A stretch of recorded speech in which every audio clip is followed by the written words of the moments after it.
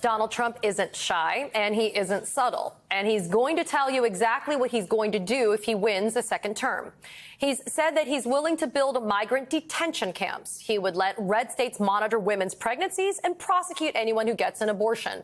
And he'd be willing to fire a U.S. attorney who doesn't carry out his orders to prosecute someone. In short, this is Donald Trump's chance at revenge. And this all falls under the ideology of a group called Project 2025, which is led by the think tank, the Heritage Foundation, that is pushing an ultra conservative agenda. Its website says, quote, the actions of liberal politicians in Washington have created a desperate need and unique opportunity for conservatives to start undoing the damage the left has wrought and to build a better country for all Americans in 2025. And that's terrifying. Joining me now is Olivia Troye, former Homeland Security Advisor to Vice President Mike Pence.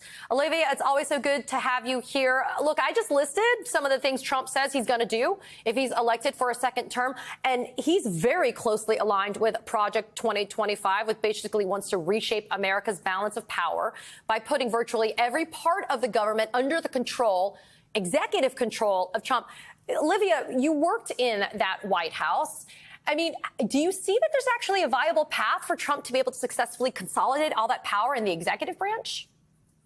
Oh, yes, absolutely. Because I know that they learned the lessons from the first time around where they tried to implement some of these more extreme policies, and they realized that there is a system of governments across the U.S. government that works, and that's how policy works. And I think what they've learned is that they've taken all the lessons of navigating that space and being challenged by it because people were following rules, right, and the judicial system, and they were not going to break the law. And I think they figured out a way to navigate it. So I think we should take them at their word. And look, when you hear Trump, sometimes his policies shift with whichever the wind is blowing, right? So what I would say is really pay attention to the Heritage Foundation, pay attention to things like Project 2025, because that is where the actual policies that will come under a Trump administration are being written and they're being sold to the public. Olivia, I'm so glad that you said that last part about pay attention to the Heritage Foundation and Project 2025, because I think what Donald Trump has now done is he's crazy and he says crazy stuff out loud, right? But what he's done is he's now cloaked himself for legitimacy by taking something like the Heritage Foundation, which has been around for a long time. Our viewers need to know this didn't just sprout overnight.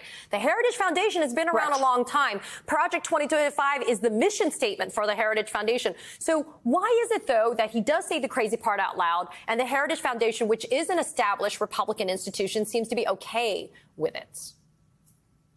Well, I think because they have found a leader in the Trumpism and in his movement. And I think, look, when you look at the Heritage Foundation of today compared to the Heritage Foundation throughout maybe I would say the past 2 decades, it is a very different institution.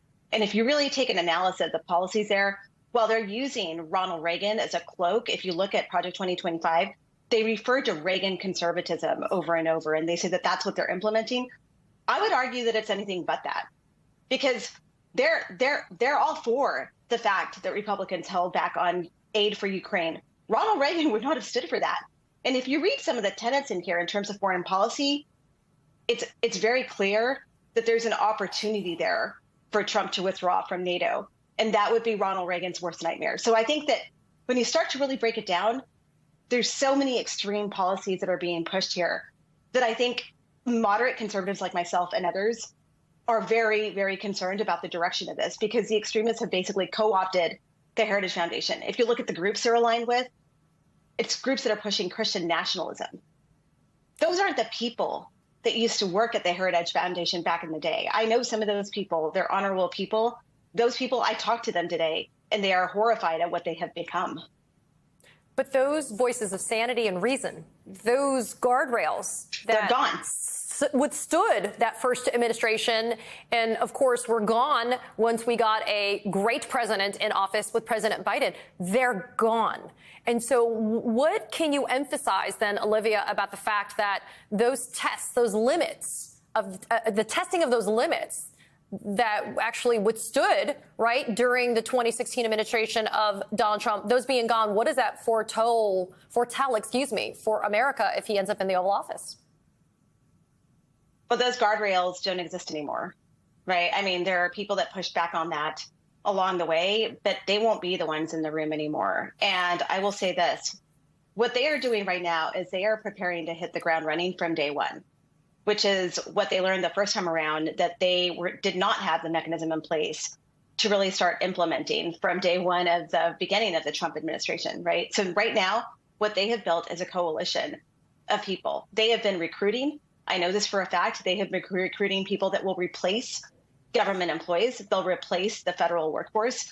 They will replace expert knowledge across the U.S. government. And I'll say this again, Republican conservatism from back in the day actually sought out to preserve government institutions. That was one of the pinnacles of it, right? It was to preserve the judicial system, preserve the Department of Justice, preserve the Department of Defense. It was pro-military.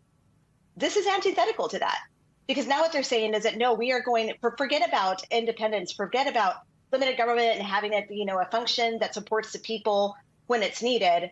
Now they're saying, no, we're going to co-opt it with our own type of extreme political agenda, which is antithetical to what I believed along the way, right? I mean, that's why I signed up for public service. And that's why this is disturbing on so many levels. I know you and I could have many conversations about the different tenets and break them down. And maybe that's what we need to do, is really explain this 101 and bring conservatives who actually understand what's happening here, who are very concerned about the direction that this would take the country.